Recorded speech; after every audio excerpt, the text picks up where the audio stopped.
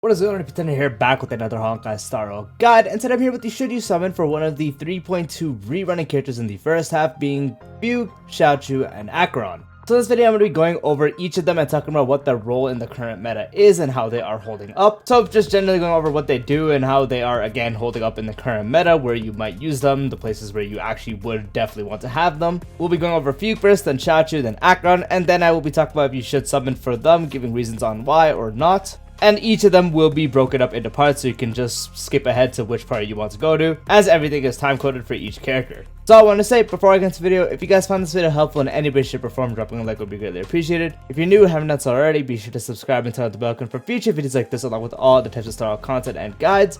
And let's get straight into the video. So starting it off with Fugue, what is Fugue's role and how does she hold up to this day? So Fugue is actually a very recent character that released in 2.7, and her role is mainly being the other and the only other Super Break enabler. For the longest time we only had Harmony Trailblazer, and Fugue was finally going to be that next enabler that did actually enable Super Break. Fugue to this day is still best in slot in practically every break team, and actually enables a lot of them to do sustainless runs very easily. If you do run a sustain on her team, she has the least value on someone like Firefly and has the best value on Boot Hill and Rappa, mainly, especially Rappa. Rappa goes from a pretty whatever kind of character to actually being insanely good with Fugue. And on top of that, Fugue gets very strong with her early E1 dupe, which actually does give the person she buffs a 50% increase to weakness break efficiency. If you don't know how good that is practically giving them easier times to break bars, and is the same buff that Ruan Mei does give that makes her super good for break. Obviously disregarding the other buffs, but that is such a big thing, especially for characters that want to break bars as fast as possible to actually deal their damage, which is why that is such a big thing. But at her core role, she is a super break enabler, and she also does have Cloud Flame Luster, which is practically the equivalent of re-break. So you break the enemy's bar, so they are going to be broken, and they get a second bar which will be called Cloud Flame Luster,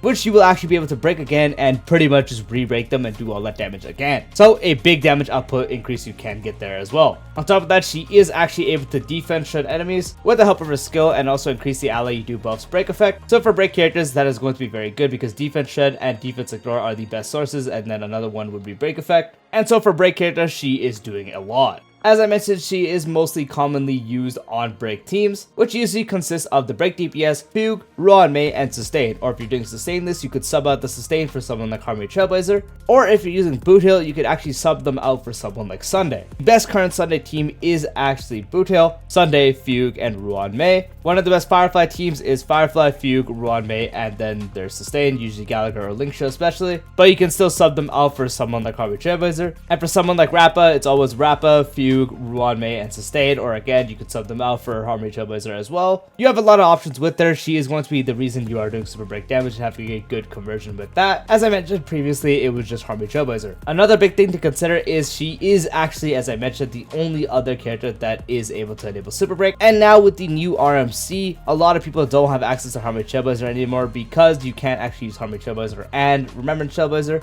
So a lot of people did run into the issue where they want to use RMC, but they can't because they do have Harmony Trailblazer in their break teams. So with the help of Fugue, she was actually able to fix that issue, and is literally the only other character that can fix that issue. So her role in the meta is very prominent right now if you do use break. Next up is Jiaoqiu. So Jiaoqiu doesn't have the strongest spot. Funny enough, he is mainly always going to be glued to Acheron. He is actually able to be used elsewhere, but the prime example and the prime place you use him on and his best partner is with Acheron due to the way of how his debuffs work. So his debuffs in general are perfect for Acheron. He has general vulnerability in his talent, and he does also have ultimate vulnerability, which is Acheron's main source of damage when he does have his zoned up. And with his ult up, he is actually able to have debuffs proc on the enemies on the enemy's turn. This counts as a debuff for Acheron, so Acheron is able to gain stacks for her ultimate when the enemies are actually acting, thanks to Jiaoqiu proccing the debuff on their turn. He is the only character that does this, and he is the fastest character to give Acheron more charges. And Acheron is the only character that actually gains off from debuffs, and the way his kit works is to practically do just that. Have enemies act and get them to get debuffs when they do act. And the only character that benefits from that kind of playstyle is actually Acheron. You are actually able to sub out some other characters on other teams, such as actually running him with someone like Dr. Ratio, which actually was really good for the longest time until Tribi.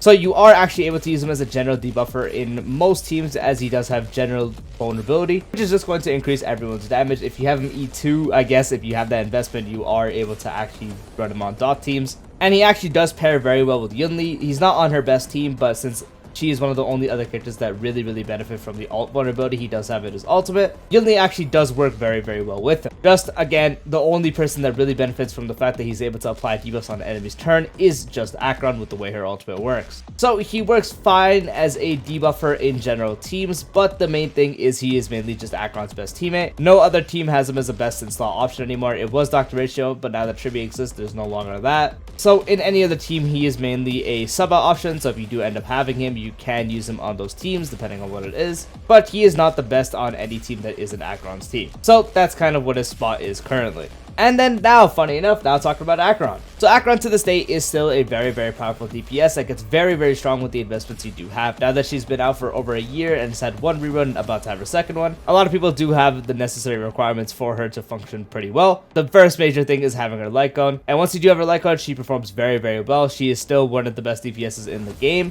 She is no longer the best that eclipses every other DPS like she was when she released a year ago, but she still is very strong, especially if you do have her light gun, and if you are to the points where you do get that E2, because her E2 is still one of the best dips in the game. And then if you have E2, you definitely have her light cone. She is actually that much stronger as well. At E2 S1, she is definitely still easily contested for one of the best DPSs in the game. So as a DPS, she definitely does function well. But if you are someone that's considering to just get her and no light cone because you're not able to, she still can function pretty fine with the free-to-play options, but she loses a lot of value outside of actually having her signature light cone. Unfortunately, due to what her actual signature light cone does, it's just very powerful, and no other option really comes close to it.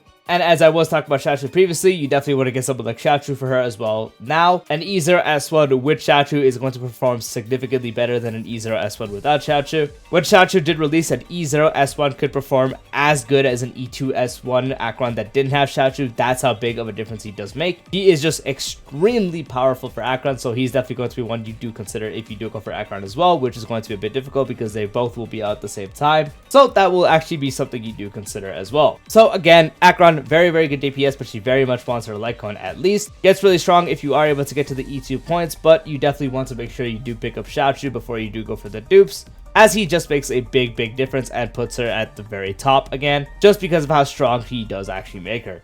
If you are actually able to snag both and also maybe get Acheron's light cone, then she's a fantastic option there, but that's kind of the spot she is also in right now. And now for the should you summon portions of the video, or should you not summon. First, talking about Fugue. You should summon for Fugue if you are someone that actively uses super break related characters, so mainly Firefly and Rappa, as they really need it. Boothill doesn't need it so much so, but he still definitely does benefit from it. So if you're someone that actively uses those break teams, you definitely will very much benefit from her, and if you're able to even get her E1, you don't need it, but it's still really good. You'll benefit from her so much more than you would without it. So any break user, you definitely want to actually pull for her. Trust me, I didn't want her at first because I didn't think she'd make that much of a difference, and I'm someone that only uses Boothill. I don't even have Rappa or Firefly. I've obviously tested them and they're insane with her. I got her E2 S1 just for Boothill because that's how good she is with him. Another thing to consider is if you're someone that wants to use RMC but you can't because of Harmony Trailblazer, this option of getting Fugue is going to allow you to finally use RMC, because you will now be able to free Harmony Trailblazer to become RMC instead and use RMC on the team you do want to use, while Fugue will fill in that Harmony Trailblazer spot perfectly. So if you are someone that uses Super Break, or you are someone that really needs Harmony Trailblazer to be replaced so you can use RMC, so in that case you'd probably be a Super Break user as well, you'd be someone that would really benefit from Fugue. So those are the cases where you really want to get her.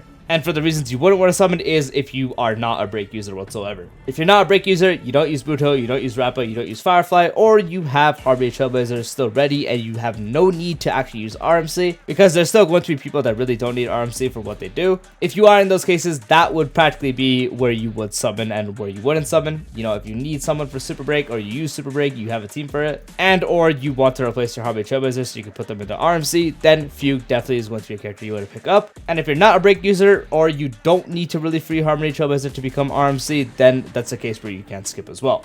When it comes to Jiaoqiu, so Jiaoqiu, I really only would recommend genuinely if you are someone who is planning to go for Acheron, or you already own an Acheron, as again, Jiaoqiu really doesn't have the best options everywhere else. He's not really the best anywhere. The only other reason you'd actually use him over someone else is just because you really like Jiaoqiu. He is not the best in any team except Acheron herself. So if you are an Acheron user, definitely pick up Jiaoqiu. If you're about to be an Acheron user and you want to pick up both of them, then you definitely want to summon for him as well, because again, trust me, the difference he makes is just so big. Any Acheron main will tell you get Jiaoqiu because he's just that good, for her at least. But if you are not an Acheron user or you don't plan on getting her, then I would not actually recommend getting Jiaoqiu, because you could just use those summons and get the unit that actually is the best in slot for the team you are looking at. He is a good general debuffer option, but in a lot of cases, if you need a general debuffer, there's plenty of options already existing that you may have. You know, Pela is a fantastic slot in for, again, just teams in general. The only time you really notice that big difference is, once again, Acheron. If it's not Acheron, you won't notice the difference as much. He's still good, but at that point, you might as well just use those summons on a different character that actually is the best in slot for the team you are looking at. So again, if you are a Acheron user or you plan on getting Acheron, then I do recommend getting Jiaoqiu, and if you aren't, then I would not get Jiaoqiu in that case.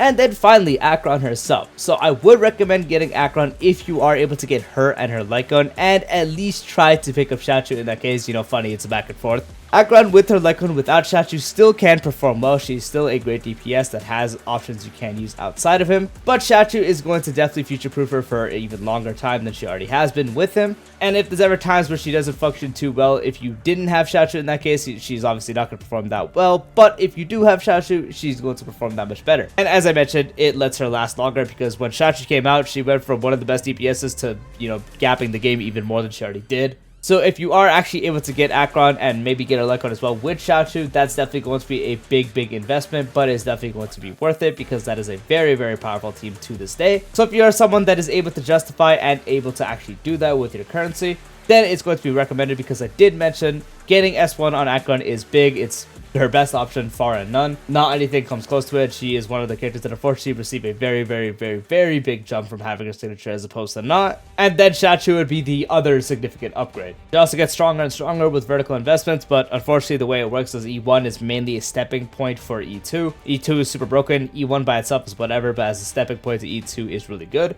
So if you're going further for that, then that can maybe help you influence your decision as well. So if you are in the cases where you need a DPS, you are able to get Acheron, her Lycon, and also Jiaoqiu, or if you can't get her Lycon, but you are able to at least get Jiaoqiu, that's going to be great. I would recommend it, especially if you do like her enough to warrant it. If you're able to get all three, much more power to you, because it's going to be very powerful. And the reasons why I wouldn't recommend it is if you don't really need a DPS, because why would you get a character and their Lycon if you don't need another DPS unless you very much love that character? And then potentially another character that you probably don't have if you don't have Acheron, because if you have Jiaoqiu and you don't have Acheron, that's probably because you really love Jiaoqiu, but you don't really have a use for him in a best team. You just kind of use him wherever you want because you really like him. Most people that, you know, aren't summoning for that reason won't actually have Jiaoqiu because they don't have Acheron. If you don't have Acheron, you most likely don't have Jiaoqiu. So if you don't need another DPS, you don't really have to summon for a character, then Lycon, and another character to make that character even stronger. If you don't really want to do all that because you don't really need another DPS, then you definitely could feel free to skip to that part. And then another thing is, if you can get her and you can't get her Lycon and you can't get Jiaoqiu, you might want to consider someone else in that case, because Acheron at E0 S0 without Jiaoqiu especially still can clear, but it's going to be a lot